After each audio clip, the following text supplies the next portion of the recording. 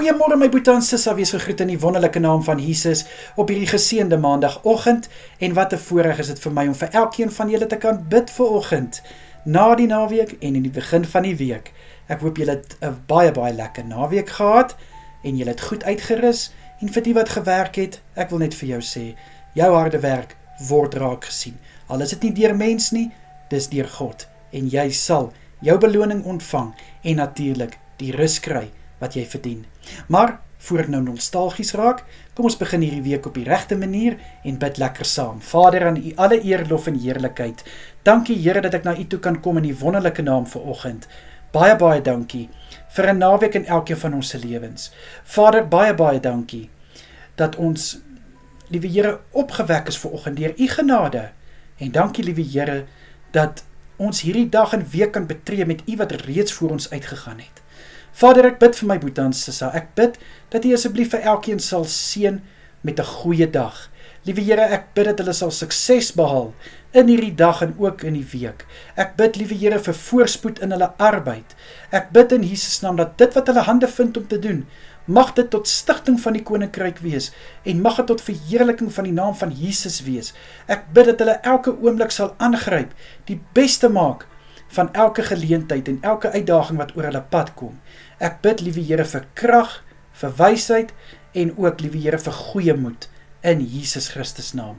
Vader, vir die res van die week bid ek dat U goedheid oor elke boetie en sissa sal wees en mag U guns op hulle rus. Vader, ek bid vir U genade om hulle te volg waar hulle ook al gaan in Jesus naam. Vir elke een wat verjaar hierdie week, bid ek dat hulle dag spesiaal sal wees, spesiaal gemaak sal word, Here, en ek bid vir die nuwe lewensjaar wat voorlê, dat dit 'n jaar vol seëninge sal wees, 'n jaar waar U goedheid en guns sal manifesteer in hulle lewe en sigbaar wees.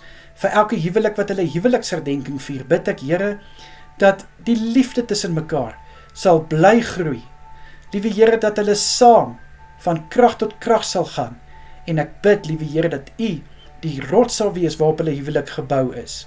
Ek bid, Here, mag hulle altyd 'n voorbeeld wees van 'n goddelike huwelik in Jesus Christus naam.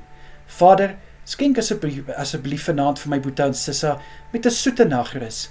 Ek bid dat hulle goeie rus sal inkry en môre weer met nuwe krag sal opstaan.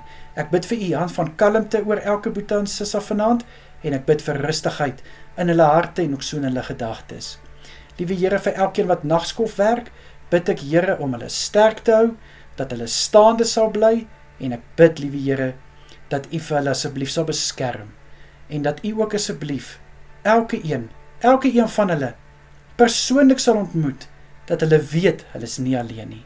Vader, sal U ook elkeen veilig hou deur hierdie dag en ook so deur die week, Here. Bid ek dat U oor elkeen sal waak en, liewe Here, mag U hand rus oor elke boetie en sissa vanaand.